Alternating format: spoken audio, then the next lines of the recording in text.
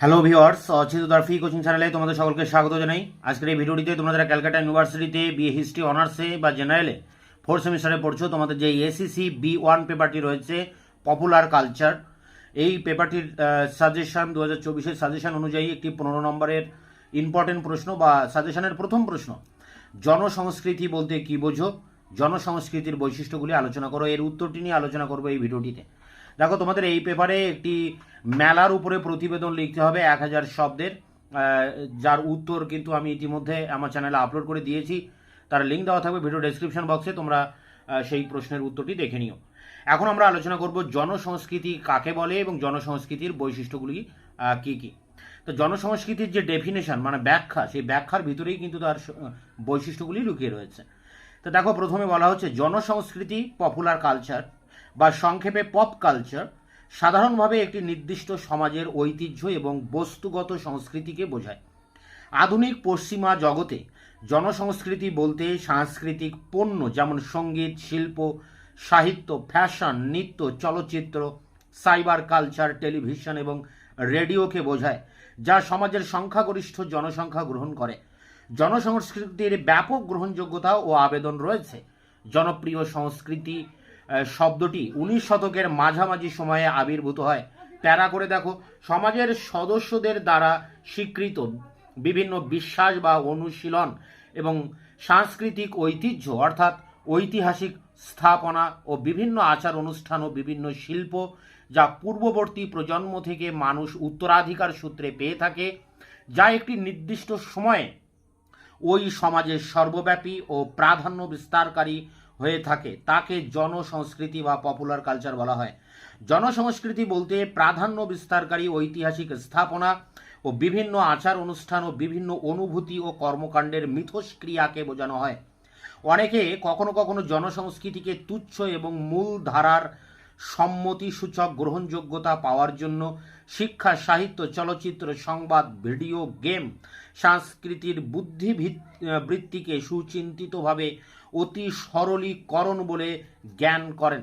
এর ফলে মূলধারার বাইরের সংস্কৃতিগুলো, ধর্মভিত্তিক দলগুলো যেমন রিলিজিয়াস গ্রুপ এবং উপ সংস্কৃতির দলগুলো অর্থাৎ কাউন্টার কালচারাল গ্রুপ জনসংস্কৃতিকে অত্যন্ত সমালোচনা করে থাকে। তারা এই সংস্কৃতিকে অগভীর, ভোগবাদী, গণ উত্তেজনাকর বা দূষিত বলে বিবেচনা করেন। প্যারা করে, প্রচুরতম লোকের প্রভূততম সুখ সাধন করতে পারাই জনপ্রিয় সংস্কৃতির প্রধান শর্ত। সবাইকে মনোরঞ্জন করতে পারবে এমনটা নয়, প্রচুরতমই তার লক্ষ্য। জনপ্রিয় সংস্কৃতির ভোক্তা, যাকে মার্কিন তাত্ত্বিক এক কথায় বলেন মেজরিটি। মার্কিন পণ্ডিত আমাদের মনে করিয়ে দেন যে পপুলার হতে গেলে মেজরিটির অভিজ্ঞতার সঙ্গে মানানসই হতে হয়। পপুলার শব্দটির সংক্ষিপ্ত রূপ পপ 1950-এর শেষ দিকে পপ মিউজিক শব্দটিতে ব্যবহৃত হতে শুরু করে। যদিও পপ ও পপুলার শব্দ দুটি কিছু ক্ষেত্রে অদল বদল করে ব্যবহৃত হতো। যেসব জিনিসের নির্দিষ্টভাবে গণ আবেদন তৈরির গুণ আছে তাকে পপ বলে, কিন্তু যেসব বিষয়ে যে কোনো শৈলী নির্বিশেষে জনপ্রিয়তা লাভ করেছে তাকে পপুলার বলে। তাহলে এই প্যারাতে পপ এবং পপুলারের ডিফারেন্সটা বোঝানো হলো। প্যারা করে দেখো, লেখক জন স্টোরে এর মতে জনপ্রিয় সংস্কৃতির অনেক সংজ্ঞা রয়েছে। সংস্কৃতির পরিমাণাত্মক সংজ্ঞায় যে সমস্যা রয়েছে তাতে উঁচু সংস্কৃতিও এক ধরনের জনপ্রিয় সংস্কৃতি। স্টোরে দাবি করেন শিল্প বিপ্লবের ফলে, মানুষের নগরায়নের ফলে জনপ্রিয় সংস্কৃতির উদ্ভব হয়েছে। শেক্সপিয়ারকে নিয়ে গবেষণা রেনেসার জনপ্রিয় সংস্কৃতিতে অংশগ্রহণের কারণে তার নাটকের অধিকাংশ গুণগত প্রাণবন্ততা চিহ্নিত করে, কিন্তু সমসাময়িক গবেষক যেমন ডারিও ফো এবং জন ম্যাকগ্রাথ জনপ্রিয় সংস্কৃতিকে গ্রামসীয় তত্ত্বের আলোকে ব্যবহার করেন, যাতে প্রাচীন লোক ঐতিহ্যকে জনপ্রিয় সংস্কৃতির অন্তর্ভুক্ত করে। প্যারা করে দেখো, স্থান ও সময় ভেদে জনসংস্কৃতি অন্যান্যভাবে প্রকাশ পায়। এটি পরস্পরের উপর নির্ভরশীল একটি জটিল প্রেক্ষাপট এবং মূল্যবোধ তৈরি করে, যা সমাজ ও সমাজে বিদ্যমান প্রতিষ্ঠানগুলিকে বিভিন্নভাবে প্রভাবিত করে। ঐতিহ্যবাহী লোককাহিনী অভিযোজিত হয়ে জনসংস্কৃতির একটি উৎসে পরিণত হয়। মূলধারার সংস্কৃতির প্রাথমিক স্তর আজ পর্যন্ত এমন একটি রূপে টিকে আছে যা জনসংস্কৃতির থেকে আলাদা। গণমাধ্যমে প্রচারিত না হয়ে বরং লোকের মুখে মুখে প্রচারিত হয়। 1990 সাল থেকে ইন্টারনেটের বিস্তৃত ব্যবহার গণমাধ্যমে এবং মুখে মুখে প্রচারের পার্থক্য মেলান হয়ে গেছে। জনপ্রিয় সংস্কৃতির লোককাহিনী ভিত্তিক উপাদান প্রচণ্ডভাবে বাণিজ্যিক উপাদানের সঙ্গে যুক্ত। বাণিজ্যিক সংস্কৃতির দ্রব্যগুলো সম্পর্কে বিশ্বাস ও মতামত মুখে মুখে ছড়িয়েছে এবং লোককাহিনী যেভাবে ক্রমে ক্রমে গঠিত হয়েছে সেই একইভাবে এবং একই প্রক্রিয়ায় বাণিজ্যিক সংস্কৃতি গঠিত হয়েছে।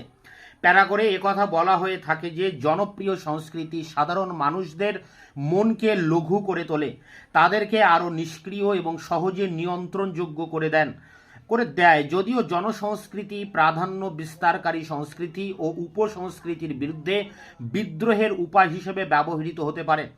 জনসংস্কৃতির একটি অডিও ভিজুয়াল আধেয় হল টেলিভিশনের অনুষ্ঠান সূচি। টেলিভিশনের অনুষ্ঠান সূচি কল্পিত বা তথ্যভিত্তিক হতে পারে। এগুলি প্রাথমিক নির্দেশনামূলক বা শিক্ষামূলক হতে পারে। জনপ্রিয় সঙ্গীত হলো এক ধরনের সঙ্গীত যার বিশাল আবেদন রয়েছে।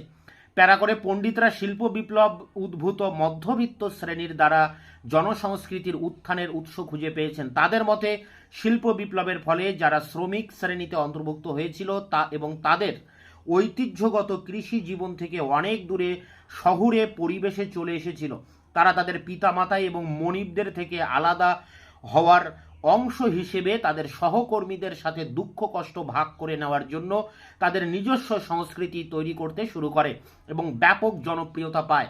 দ্বিতীয় বিশ্বযুদ্ধের সমাপ্তির পর গণমাধ্যমের উদ্ভাবনের ফলে পশ্চিমে উল্লেখযোগ্য সাংস্কৃতিক ও সামাজিক পরিবর্তন ঘটে।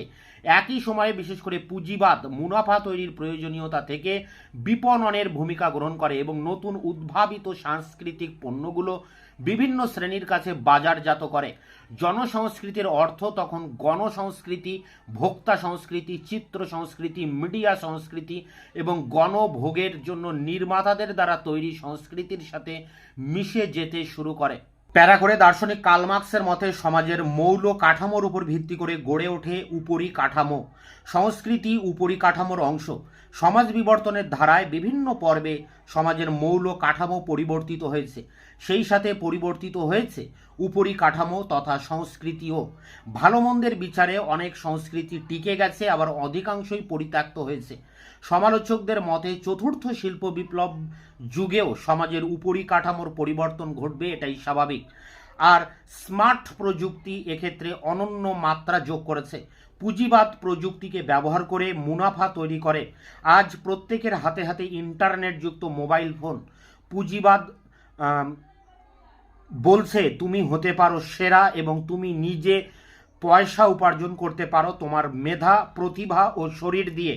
তোমার মেধার বিকাশ ঘটাও তোমার সেলফোনের মাধ্যমে এবং ছড়িয়ে দাও সারা বিশ্বে। তুমি হবে সেরা এবং পূরণ করো তোমার স্বপ্ন। এভাবে সামাজিক যোগাযোগের মাধ্যম প্রসার ঘটছে জনসংস্কৃতির।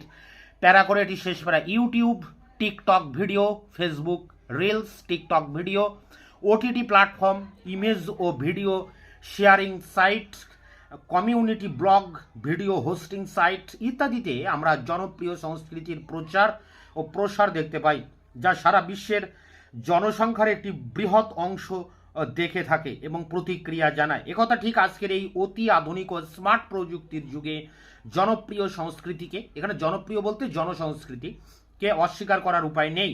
তবে জনপ্রিয় সংস্কৃতির ভালো দিকও যেমন আছে তেমনি রয়েছে মন্দ দিকও। ভালো মন্দ সমাজ ও সংস্কৃতি ভেদে বেছে নেওয়ার দায়িত্ব সেই সমাজ ও সংস্কৃতির জনগোষ্ঠীর। তবে বৃহত্তর কল্যাণে রাষ্ট্রীয় নিয়ন্ত্রণও জরুরি বলে বিশেষজ্ঞরা মনে করেন। তো এই ছিল জনসংস্কৃতি বা জনপ্রিয় সংস্কৃতি কাকে বলে এবং তার বৈশিষ্ট্য কী সেটি নিয়ে আলোচনা করলাম। তোমাদের এই পেপারটির যে একটি মেলার প্রতিবেদন তার উপরে আমি ভিডিও লেকচার ক্লাসের আগে দিয়েছি, তার লিঙ্ক দেওয়া থাকবে ভিডিও ডিসক্রিপশন বক্সে। এছাড়া তোমাদের সাজেশনের অন্যান্য প্রশ্নের উত্তর আগামী এক সপ্তাহের মধ্যে সমস্ত প্রশ্নের উত্তর আমার চ্যানেলে আমি আপলোড করে দেবো। তাই তোমরা অবশ্যই চ্যানেলকে সাবস্ক্রাইব করে রাখবে, চ্যানেলের পাশে থাকবে, বন্ধুদের কাছে শেয়ার করবে, নিজেদের মতামত জানাবে কমেন্ট সেকশনে কমেন্ট করে, এবং ভিডিওটি ভালো লাগলে অবশ্যই একটা লাইক দেবে।